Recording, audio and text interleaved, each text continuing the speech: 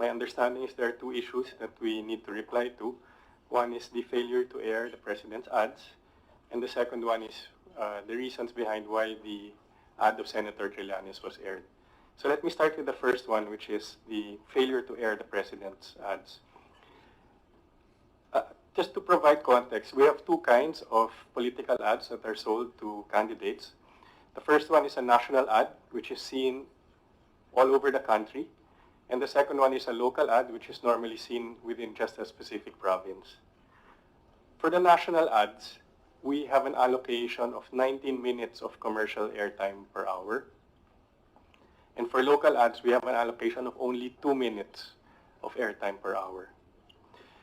Doon po sa Presidente, the President placed an order for 117 million pesos worth of national ads, of which we aired all 117 million. In other words po, 100% of the President ads, which were ordered for a national airing, were accommodated and broadcast and aired by the station. Doon po sa local ads, nagka-problema talaga kami because we only have 2 minutes of airtime per hour. In the case of the local ads, the President placed an order of 65 million worth of spots, of which we failed to air 7 million pesos worth.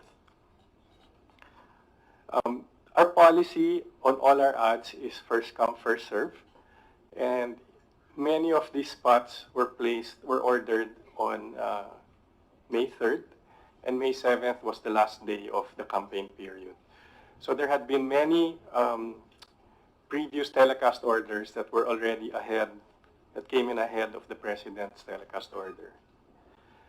So that being said, of the 7 million po na hindi namin na-ere, we were able to refund approximately 4 million pesos to the President, and that was accepted. We were delayed in refunding the 2.6 million, which Senator flashed on the screen, and that 2.6 million was no longer accepted by the President. On this issue, I think we acknowledge our shortcoming in our failure to release that refund in a timely manner. We corrected that so that in 2019, our policy is 7 days. If your spot is not aired, the check should be back with the client or with the advertiser within 7 days. So we acknowledge po our shortcoming dun po sa refund. Doon naman po sa ad ni Senator Trillanes, under the Fair Election Act, if I be allowed to read, for the purpose of this act, lawful election propaganda shall include, in Section 4, any broadcast of election propaganda by television or radio for or against a candidacy. That, to us po, was the first reason why our internal committee gave a green light to the ad.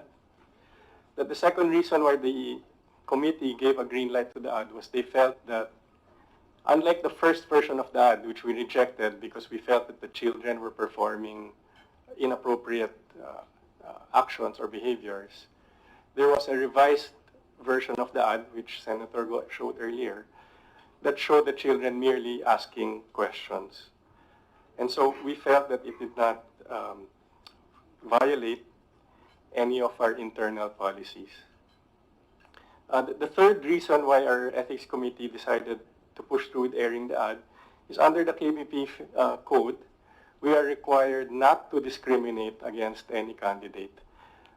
In other words, any candidate that comes to our station with an ad that is legal and legitimate must be accommodated.